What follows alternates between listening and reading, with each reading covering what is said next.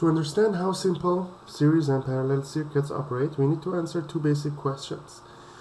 First question is, when charges have several loads to pass through, what governs the amount of electric potential energy they will lose at each load? And the second question is, when charges may follow several possible paths, what governs the number of charges that will take each path? So, a physicist, Kirchhoff, is a German physicist called Kirchhoff, addressed these two questions based on law of conservation of energy and the law of conservation of charge. So let's talk about the law of conservation of energy.